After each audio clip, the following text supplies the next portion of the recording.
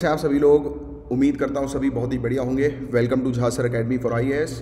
सो आज का जो टॉपिक है हमारा वो है एंग्लो फ्रेंच राइवलरी, जिसको हम लोग जो है वो कर्नाटिक वॉर्स के नाम से भी जो है वो जानते हैं। तो इंडिया के अंदर जो फ्रांस है और इंग्लिश है, यानी कि फ्रेंच ईस्ट इंडिया कंपनी और इंग्लिश ईस्ट इंडिया कंपनी, इनके बीच में क्या स्ट्रगल रहा है उसको हम लोग जो है वो समझेंगे।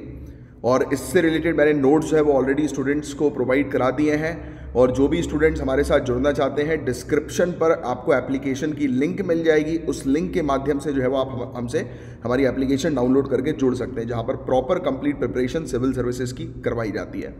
तो चलिए स्टार्ट करते हैं हम लोग इस पर्टिकुलर टॉपिक को। तो ये जो स्ट्रगल है वो मेनली ड्यूप्ले के बीच में, फ्रांस की तरफ से जो गवर्नर था वो था, उसका नाम है ड्यूप्ले। तो ड्यूप्ले के बीच में और रॉबर्ट क्लाइव, जो इंग्लिश ईस्ट इंडिया कंपनी की तरफ से गवर्नर हम लोग को देखने को मिला था। बट इसकी भी स्टोरी बहुत धांसू है। रॉबर्ट क्लाइव एक सोल्जर हुआ करता था, राइट, और सोल्जर से लेकर उसने गवर्नर तक की रैंक जो है वो अचीव करी है। तो सोचो आप, एक व्यक्ति अपनी स्किल्स के ऊपर जो है वो कितना ऊपर जो है वो जा सकता है। तो कुछ नहीं करना है, सिर्फ अपनी स्किल्स के ऊपर मेहनत करते रहो, नॉलेज गेन करते रहो, बहुत ही जल्दी आप लोगों को सफलता मिलेगी। तो चलिए आते हैं टॉपिक पर। तो ड्यूप्ले वर्सेस क्लाइव का एक इशू है। और इवन पता है एक और चीज़ कही जाती है कि अगर ड्यूप्ले इंडिया के अंदर टिक जाता तो इंडिया के अंदर, हम बोलते ना कि 200 सालों तक ब्रिटिशर्स ने राज किया है, तो हम इसकी जगह बोलते 200 सालों तक फ्रांस ने जो है वो राज किया है। तो ऐसा होता, ऐसी कंडीशन हो जाती है अगर ड्यूप्ले यहाँ पर इंडिया में टिक जाता। तो वो तो क्लाइव ने जो है वो अपना दिमाग लगाकर ड्यूप्ले को जो है वो इंडिया से भगा दिया। अब कैसे भगाया पूरी स्टोरी मैं आपको बताऊंगा, और पूरे तीन कर्नाटिक वॉर्स हैं उनके बारे में हम लोग डिस्कस करेंगे। अच्छा, पहली चीज़ तो ये है कि ये दोनों कंपनीज जो है वो आपस में क्यों फाइट कर रही थी, यानी कि फ्रांस और इंग्लैंड जो है, या फिर इंग्लिश ईस्ट इंडिया कंपनी और फ्रेंच की ईस्ट इंडिया कंपनी, ये दोनों आपस में क्यों भिड़ी थी।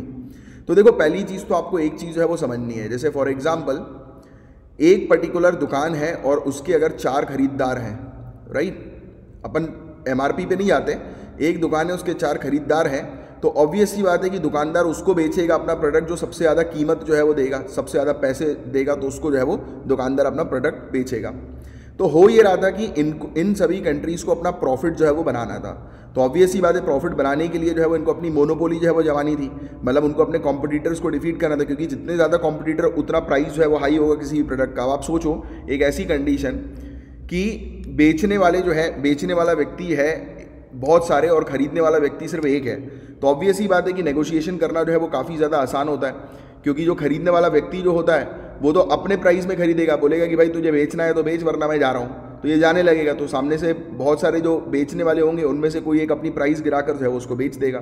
तो प्रॉफिट किसका होगा? अल्टीमेटली ब्रिटेन का प्रॉफिट होगा, ultimately English east India company या जो भी टिकती है उसका प्रॉफिट जो है होगा। तो ये सभी लोग अपनी मोनोपोली जमाने के लिए बैठे हुए थे। इनको सभी को इंडिया, क्योंकि ये आए थे इंडिया के अंदर व्यापार करने, इंडिया के अंदर बहुत सारे रिसोर्सेज थे जो कि इनको बहुत सस्ते में इंडिया से मिलते थे, और यूरोप ले जाते थे, और यूरोप ले जाकर जो रॉ मटेरियल है उसको फिनिश्ड गुड में बनाकर वापस इंडिया लेकर आते थे इंडिया में बेचने के लिए।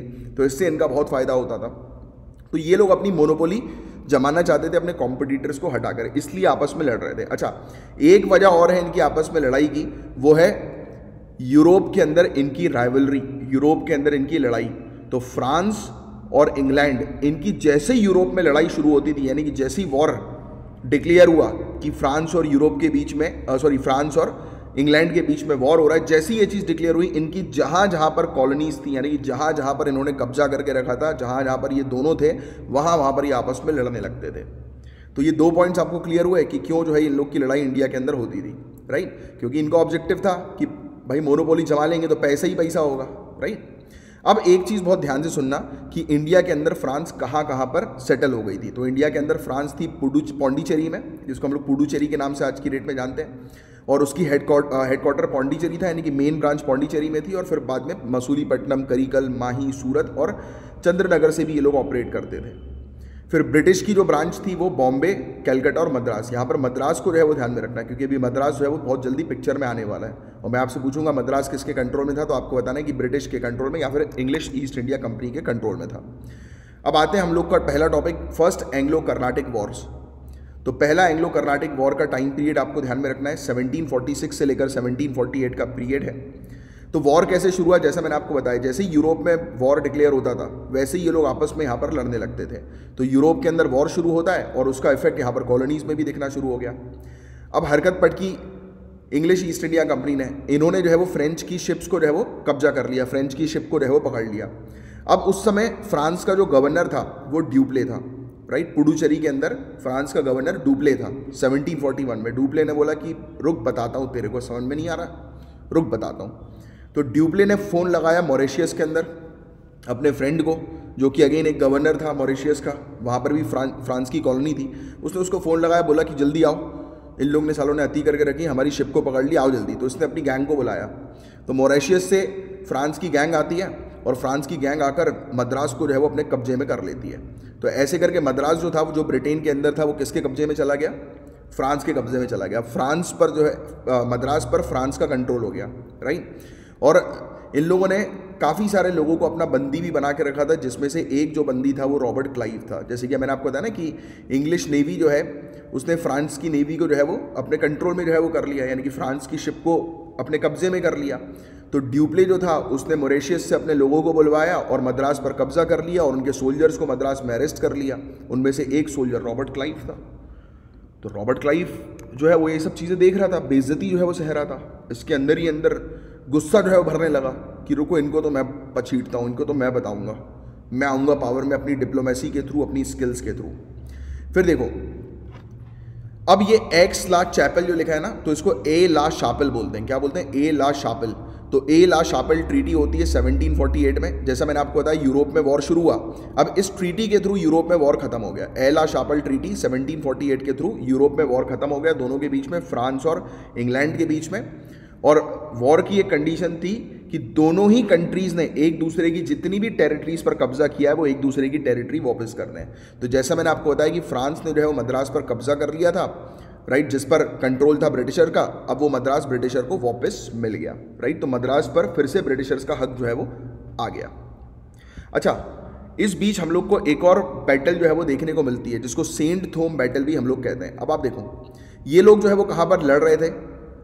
इंग्लैंड और फ्रांस, या फिर इंग्लिश ईस्ट इंडिया कंपनी और फ्रेंच ईस्ट इंडिया कंपनी कहाँ पर लड़ रही थी? इंडिया के अंदर। और आपको पता है इंडिया के अंदर हर क्षेत्र में एक राजा हुआ करता था।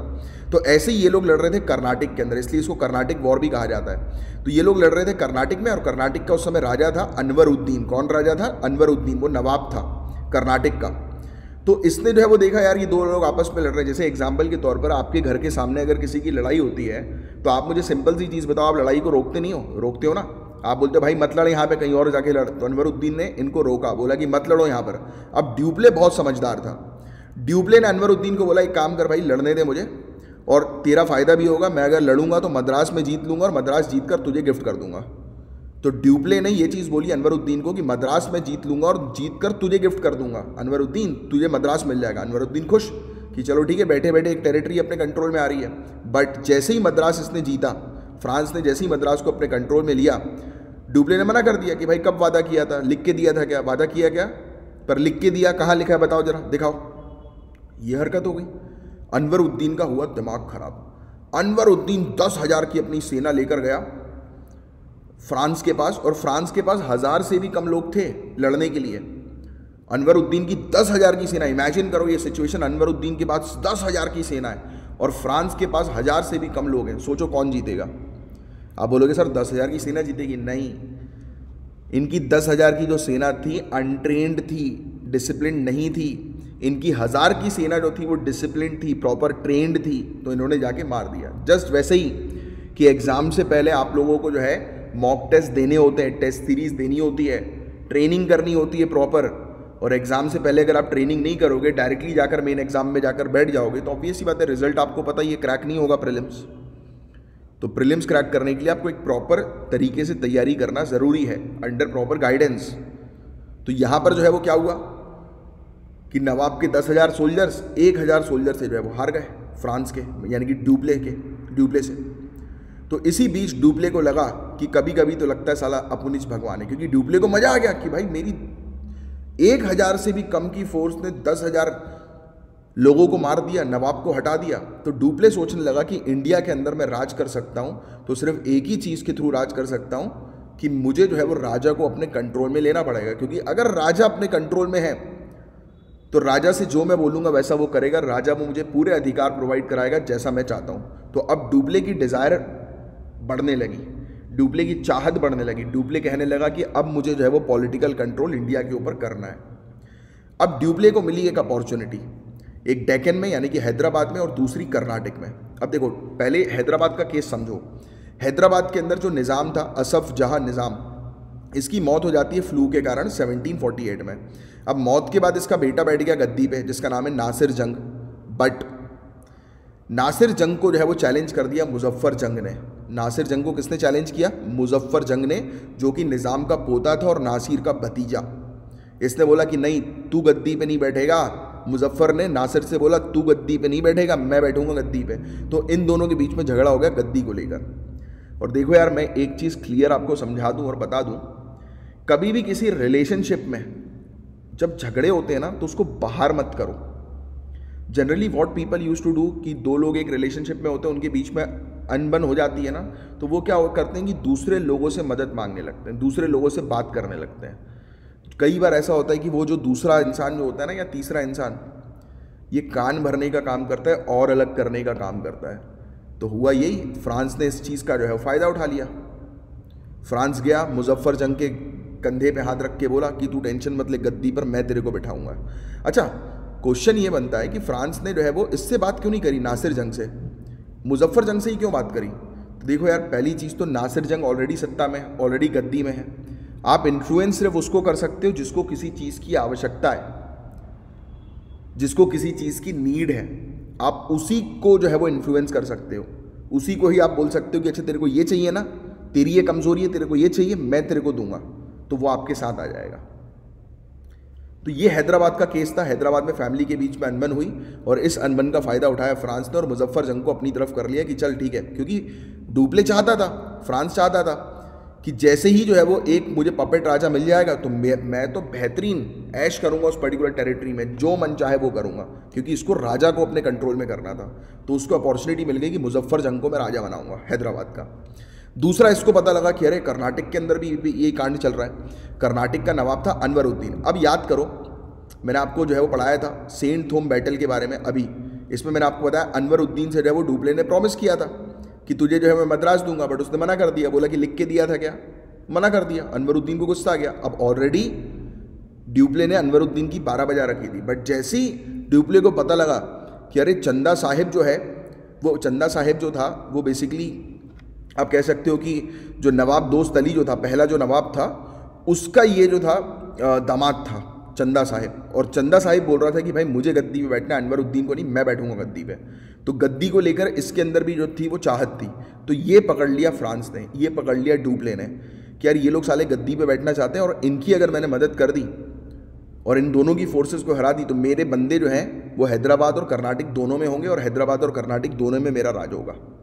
तो डुप्ले जो था वो पॉलिटिकल इंटरफेरेंस कर रहा था, राइट। तो ये कहानी हुई।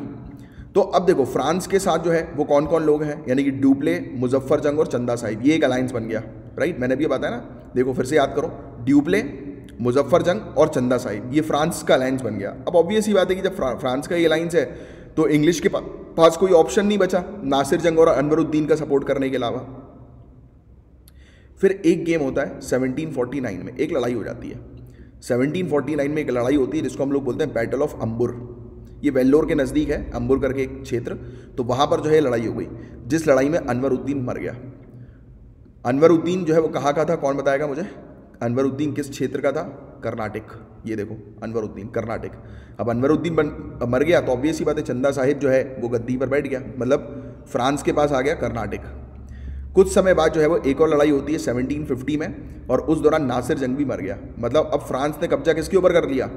फ्रांस ने कब्जा कर लिया हैदराबाद और कर्नाटक दोनों पे, समझ रहे हो? तो फ्रांस का हैदराबाद और कर्नाटक दोनों पे कब्जा हो गया।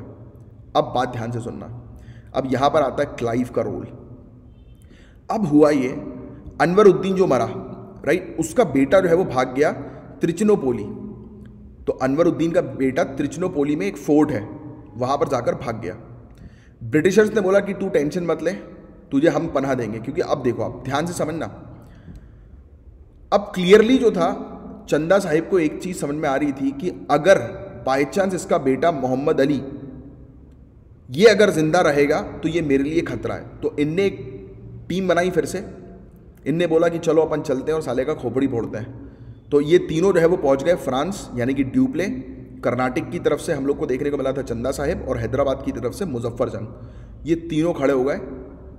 आप इमेजिन करो एक सिचुएशन की, एक महल है या बिल्डिंग है, ठीक है, सिंपल शब्दों में एक बिल्डिंग है। बिल्डिंग के बाहर जो है वो फ्रांस, कर्नाटक और हैदराबाद तीनों की फोर्स जो है वो खड़ी हुई है। बिल्डिंग के अंदर रॉबर्ट क्लाइव बैठा हुआ है और मोहम्मद अली और उनके सोल्जर्स बैठे हुए हैं, राइट, सभी के। अब बिल्डिंग के बाहर पूरा इन्होंने घेरा जो है वो लगा दिया, त्रिचुनोपोली फोर्ट पर जो है वो घेरा कर दिया हर तरफ से। अब रॉबर्ट क्लाइव का दिमाग नहीं चल रहा था। फिर एकदम से रॉबर्ट क्लाइव को एक चीज़ लगी कि यार मैं तीनों से एक साथ तो लड़ नहीं सकता हूँ, मुझे एक को भगाना पड़ेगा यहाँ से। तो रॉबर्ट क्लाइव ने चाल चली, पीछे वाले दरवाजे से 210 सोल्जर्स को रॉबर्ट क्लाइव ने आरकोट भेज दिया। आरकोट बेसिकली कैपिटल थी कर्नाटक की, तो इसने आरकोट भेज दिया। अब देखो ये कर्नाटक है, कर्नाटक मतलब चंदा साहिब की यहाँ पर बात हो रही है। तो अब आप सोचो ये राजा है और राजा की कैपिटल पे कुछ लोग जा रहे हैं उस पर अटैक करने, तो राजा जो है वो अपनी कैपिटल को पहले बचाएगा ना, बोलेगा कि भाई तुम भाड़ में जाओ, तुम्हारा पर्सनल मैटर है, मैं तो जा रहा हूँ अपनी कैपिटल बचाने। तो ये भाई साहब राजा जो है वो रस्ते में गया अपनी कैपिटल बचाने और इसको रस्ते में निपटा दिया। एक्चुअल में कहा जाता है रस्ते में नहीं निपटाया, इन्होंने पहले सोल्जर्स गए थे, काफ़ी सारी बुक्स में लिखा है रस्ते में निपटा दिया है, बट एक और चीज़ लिखी हुई है जो भी मैं आपको दोनों चीज़ बताना चाहता हूँ। ये सोल्जर्स गए, इन्होंने जाकर मात्र 210 सोल्जर ने जाकर आरकोट पर कब्जा कर लिया, मतलब कैपिटल पर कब्जा कर लिया। और कब्जा करने के बाद जो है इस पर्टिकुलर कर्नाटक पे हम लोग को जो है वो देखने को मिला कि ये इसको बैठा दिया, मोहम्मद अली को जो है वो राजा बना के बैठा दिया। मतलब कि अब कर्नाटक पर कब्जा जो है वो किसका हो गया है, इंग्लिश का कब्जा हो गया है। फिर चंदा साहिब ने देखा ये चीज़ कि अरे यार इंग्लिश ने कब्जा कर लिया, तो चंदा साहिब जो है वो तंजौर भाग गया और तंजौर के राजा ने जो है उसका सर काट दिया। तो ये कहानी थी। कुछ बुक्स में लिखा है कि रास्ते में इसको मार दिया, और कुछ जगह पर ये कहानी मेंशन्ड है कि तंजौर पर, आपको दोनों चीज़ मैंने बता दी कि ये तंजौर पहुंचा और तंजौर पर इसका सर काट दिया। तो ये गेम था, राइट। फिर हुआ यही कि इंग्लिश ने जो है मोहम्मद अली को जो है वो नवाब बना दिया आरकोट का 1754 में, और हैदराबाद जो था वो अभी भी फ्रांस के कंट्रोल में हमें देखने को मिलता था, और कर्नाटक जो है वो इंग्लिश के कंट्रोल में जो है वो चला गया। तो अब आपको समझ में आई कि यहाँ पर हम लोग को जो है वो चीज़ क्या देखने को मिली कि रॉबर्ट क्लाइव ने आकर कर्नाटक को जो है वो अपने कंट्रोल में ले लिया, और हैदराबाद अभी भी फ्रांस के कंट्रोल में था। तो ये इस प्रकार से फर्स्ट और सेकेंड एंग्लो कर्नाटिक वॉर जो है वो फिनिश होते हैं। अब थर्ड एंग्लो कर्नाटिक वॉर क्या है मैं आपको बताता हूँ। अब देखो रॉबर्ट क्लाइव को एक चीज़ समझ में आ गई कि ये साला डुप्ले यहाँ पे रहेगा ना तो ये हमारा जीना हराम कर देगा, ये हमें अपने एम्बिशंस को फुलफिल करने नहीं देगा। तो रॉबर्ट क्लाइव ने क्या किया मैं आपको बताता हूँ। अच्छा, उससे पहले एक चीज़ और मैं आपको समझाऊंगा। जो इंग्लिश ईस्ट इंडिया कंपनी थी ना वो इंडिपेंडेंटली काम करती थी। जैसे कि फॉर एग्जांपल हमारे यहाँ कोई भी, जैसे आपने एक कंपनी जो है वो शुरू करी, जैसे मैं हूँ, ठीक, मेरी बात करते हैं, मैंने इंस्टीट्यूशन जो है वो ओपन किया। अब यार इस इंस्टीट्यूशन में कौन सा कोर्स पढ़ाना है, कौन सा नहीं पढ़ाना है, किस फैकल्टी को रखना है, किस फैकल्टी को नहीं रखना है, ये कौन डिसाइड करेगा? भाई ये मैं डिसाइड करूँगा ना, ये मेरी कंपनी है। तो इंग्लिश ऐसे काम करते थे। बट फ्रांस की बात करें अगर हम लोग, फ्रांस, तो फ्रांस का काम ऐसे नहीं होता था। फ्रांस का ये है कि फ्रांस की जो कंपनी है उसमें किसको अपॉइंट करना है, कैसे काम करेगी कंपनी, कितना पैसा उसको मिलेगा, कितना ट्रेड वो करेगी, वो पूरी फ्रेंच गवर्नमेंट यूरोप में बैठकर डिसाइड करती थी। एंड मैं आपको बता दूं उस समय फ्रेंच गवर्नमेंट जो थी ना वो बहुत करप्टेड थी।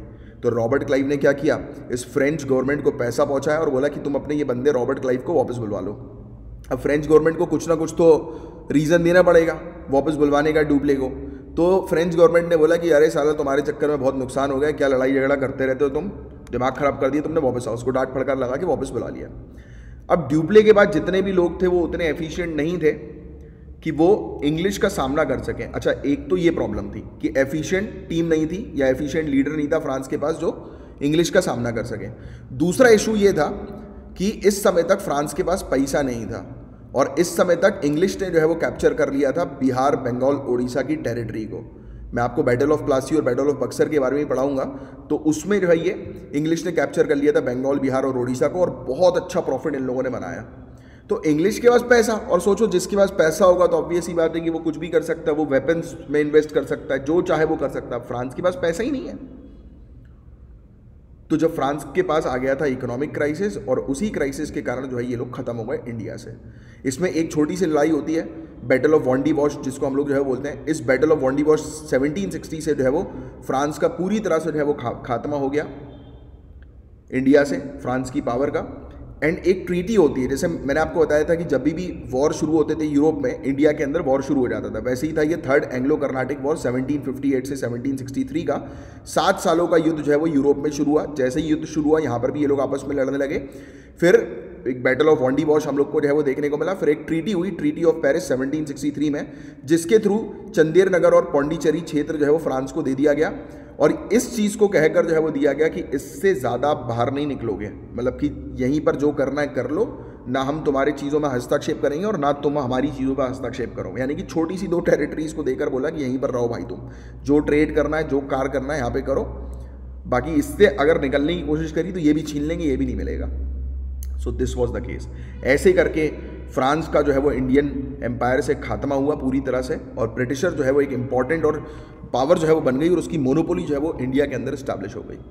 तो ये 3 एंग्लो कर्नाटिक वॉर का टॉपिक था, जिससे रिलेटेड मैंने प्रॉपर नोट्स जो है वो आप लोग को ऑलरेडी लिखवा दिए हैं। जो भी स्टूडेंट्स हैं हमारे साथ जुड़े हुए हैं, आपके नोट्स ऑलरेडी क्लियर्ड हैं, और वैसे तो आपने क्लास अटेंड करी होगी तो आपने पूरी चीज़ लिख ली होगी, और नहीं लिखी है तो जाकर क्लास में जाकर देखकर लिख लीजिए। और जो भी स्टूडेंट्स हमें ज्वाइन करना चाहते हैं तो हमारी ऑनलाइन और ऑफलाइन क्लास दोनों अवेलेबल हैं। नीचे डिस्क्रिप्शन पर आप देखेंगे तो आपको लिंक मिल जाएगी ऑनलाइन क्लास को ज्वाइन करने की, और ऑफलाइन क्लास को भी ज्वाइन करने का एड्रेस जो है वो आपको मिल जाएगा। अगर आप भोपाल मध्य प्रदेश से बात कर रहे हैं तो ऑफलाइन क्लास आप हमारी ज्वाइन कर सकते हैं। इसके अलावा हमारे कौन से कोर्सेज हैं, तो काफ़ी सारे कोर्सेज हैं। प्रॉपर सिविल सर्विसेज की 0 से तैयारी करने का कोर्सेज है, जिसमें जीएस पेपर 1, 2, 3, 4 पूरा कवर करवाया जाता है। करंट अफेयर्स का एक हमारा कोर्स है, एक टेस्ट सीरीज़ भी है जिसको भी आप जो है वो ले सकते हैं। 2100 से भी ज़्यादा टेस्ट इसमें आपको जो है वो मिल जाएंगे, और डायरेक्टली आप जो है वो ज्वाइन कर सकते हैं Jha sir academy for IAS type करके प्ले स्टोर पर, ऐप स्टोर पर, तो आपको डायरेक्ट एप्लीकेशन भी वहीं से मिल जाएगी। तो चलिए अब मैं साइन ऑफ करता हूँ, या फिर और इवन अगर आपको कोई तकलीफ हो रही है, कोई प्रॉब्लम आ रही है ज्वाइन करने में, तो 9713282838 ये मेरा नंबर है, इस नंबर पर व्हाट्सएप कर देना। तो चलो नेक्स्ट लेक्चर में मिलते हैं, तब तक के लिए bye bye, take care, have a great day ahead guys, जय हिंद।